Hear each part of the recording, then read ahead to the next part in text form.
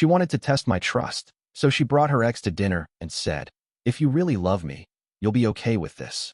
I walked away without a word. A year later, she stood in my office, the same woman who laughed at me back then, whispering, "I made the biggest mistake of my life." I just smiled, checked my phone, and saw 80 missed calls. I am Alex. I met Claire the first week of sophomore year. We grew up together in a way that made everyone assume we were permanent. 3 years of being a couple, 6 months engaged, and coworkers already talking about the Jersey condo we'd picked out. That's the backdrop for the night that changed everything. It was a Friday just after 8.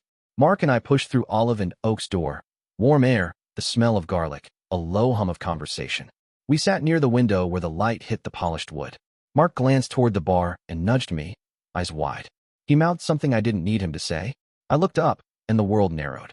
2 tables over, Claire sat with a man I did not know at first. Her face was half hidden by a wine glass, but her hand was visible, curled around his. The hand looked natural there, like a place it had been 100 times. He laughed, and she laughed back in a way that used to be private between us. Her phone was face down on the table. She saw me, and she did nothing. She didn't stand. She didn't look away. He reached across, pressed a kiss to the back of her hand, light and familiar. That movement felt like a wound. I did not move immediately. Mark's jaw tightened. He kept his voice low. "Is that?" he asked. I could feel my throat tighten, but I stayed seated and pretended to study the menu. Watching them felt like reading a sentence with the last line missing. The rest of the restaurant noise blurred out. The man wore a navy jacket and had sandy hair. The name arrived like a small, cold fact. Cole. They had history. I had thought she'd left that history behind.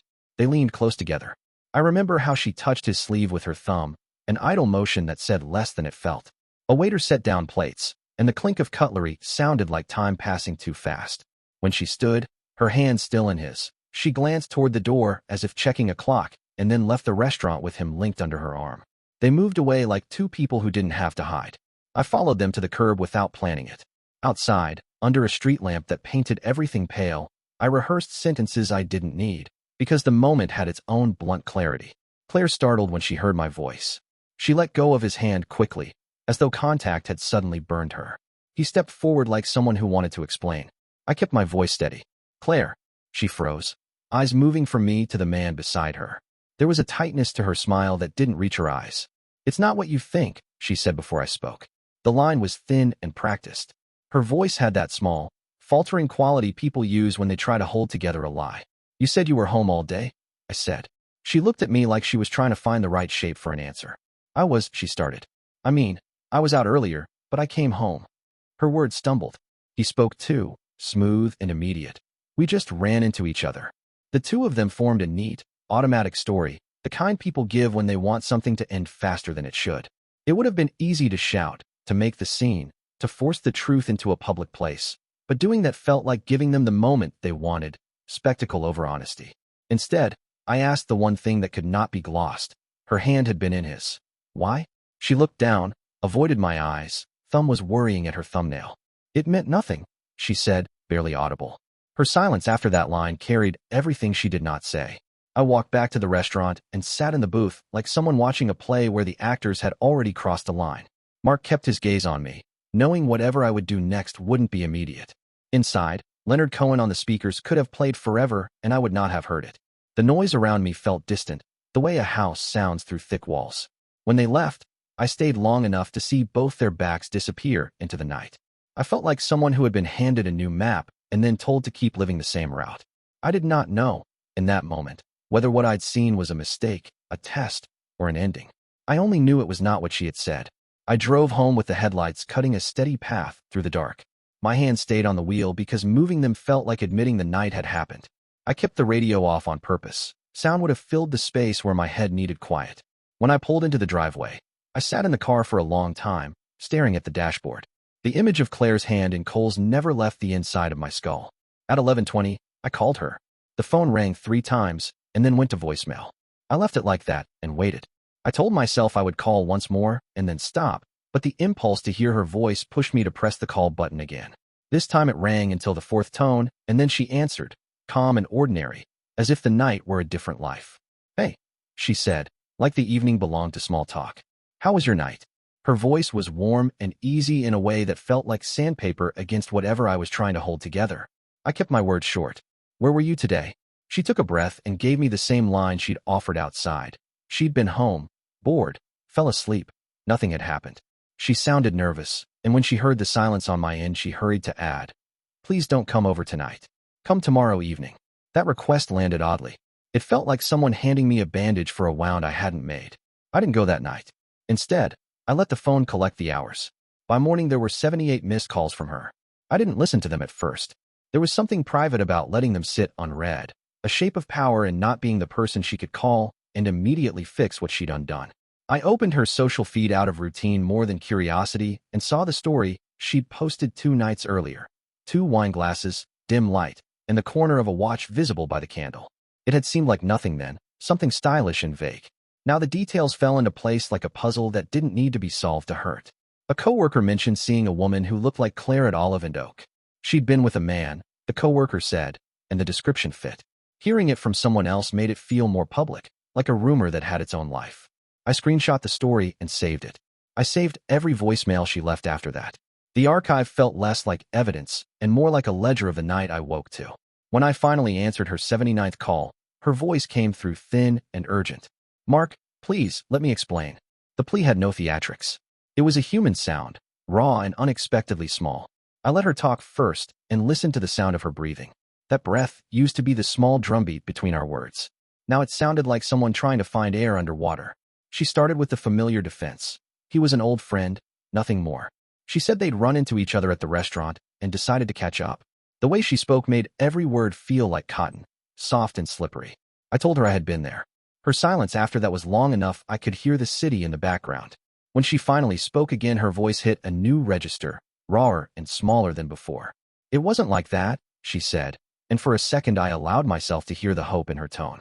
It broke faster than I could brace. "He kissed my hand. I pulled away right after." The sentence tumbled out like someone trying to make a bad choice into a harmless memory. You could feel when someone tried to rewrite a moment they had participated in. Her explanation wanted a gentler ledger than the one I had watched unfold. I told her plainly the detail I hadn't meant to see. She had not flinched when he kissed her hand. From where I was sitting, it had looked familiar, like a private motion rehearsed between them. She started to cry then, a sound with no armor left. It was small and messy and human. She said a lot at once. She panicked when she saw me. She didn't want me to worry. She was confused. She begged for forgiveness in that thin octave, and it landed like a hand on a wound that would not close simply because someone asked. I tried to keep the conversation from turning into one long negotiation of blame. Her voice cracked when she said, "I don't know what I want anymore." Those 5 words were lighter than the lead they carried. They made the argument for me. I told her I needed time, that I was stepping back. She made more calls after that. More messages piled into my phone like residue.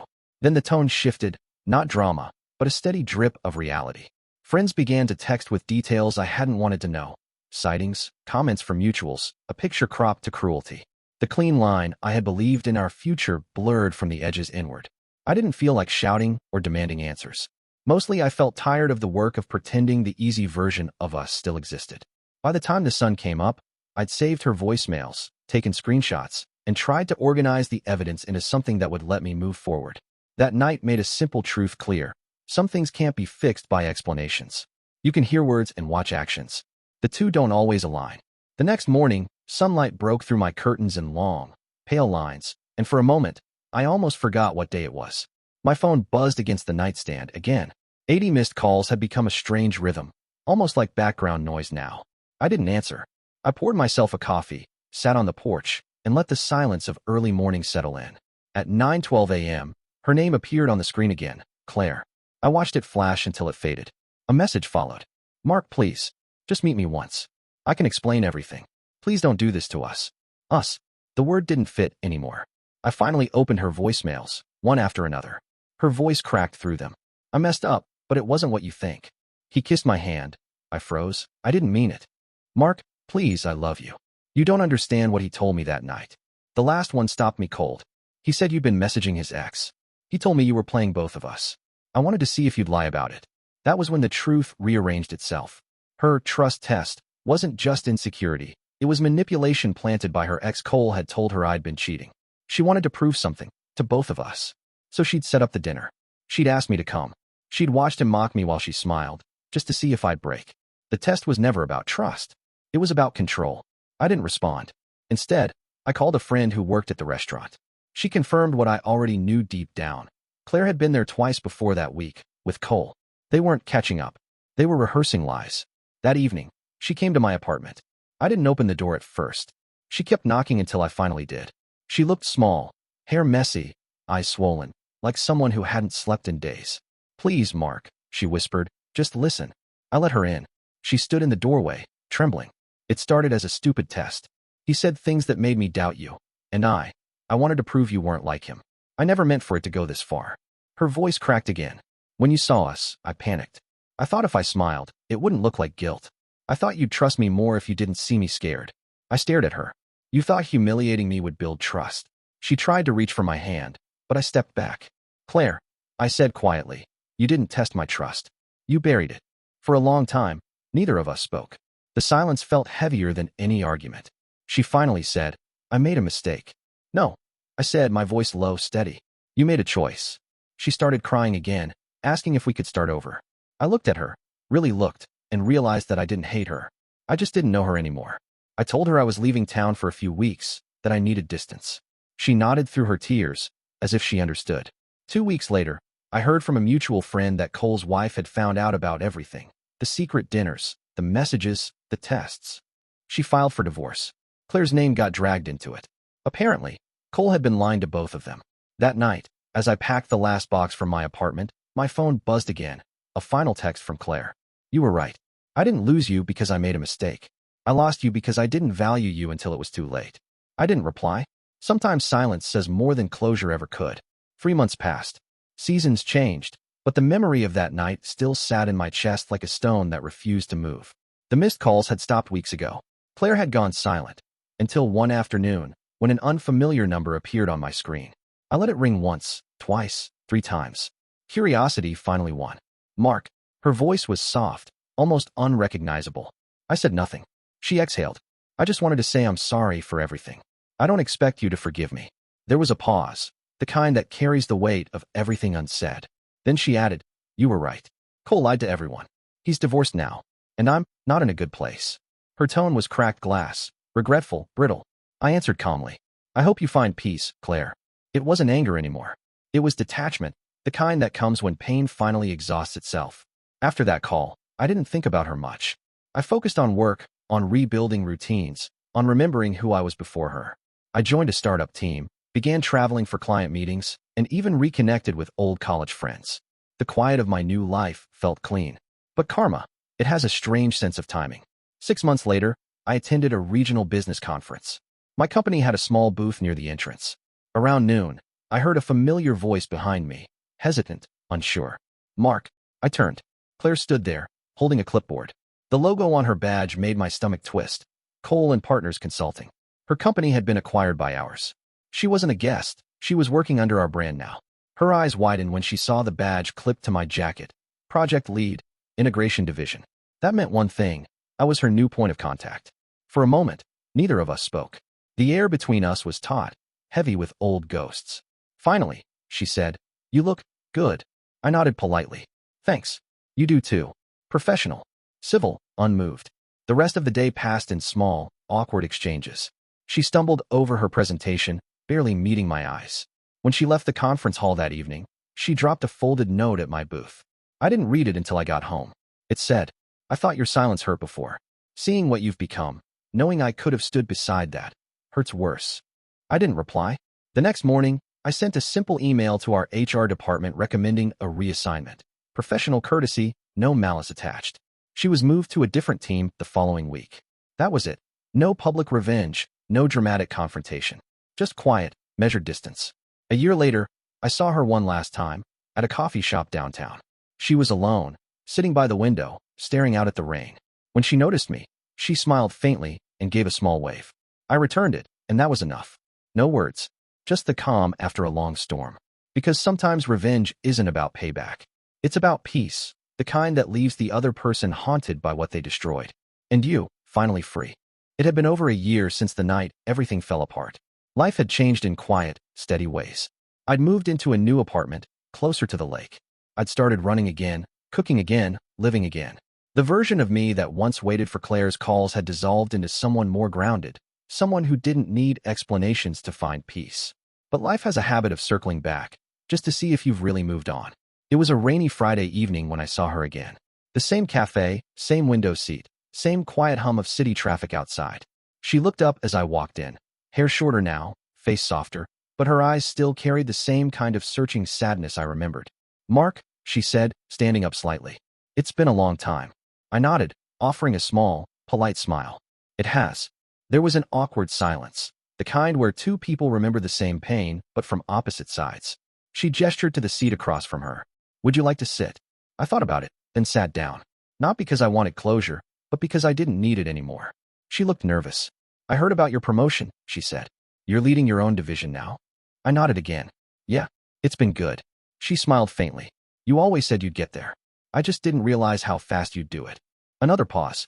She stirred her coffee, though it didn't need stirring. "I've thought about that night a lot," she whispered. "About the way I treated you. I was stupid. I wanted to prove something. I don't even know what. I guess I didn't believe I deserved someone like you." Her voice trembled. "I ruined the best thing I ever had trying to test if it was real." I looked at her for a long moment. The rain outside traced lines down the glass behind her, like time itself erasing old memories. Then I finally said, quietly, "The problem with testing love, Claire, is that real love fails every test that shouldn't exist." She looked down, tears gathering at the edges of her eyes. "You always knew how to say things that stayed with me," she said. I stood up, placing a few bills on the table for her coffee. "I used to say them for you," I said. "Now I say them for myself." She looked up, searching for something to hold on to. "Are you happy?" I smiled. "Not the kind you fake for politeness, but the kind that comes when you've finally made peace with the past." "Yeah," I said softly. "I am."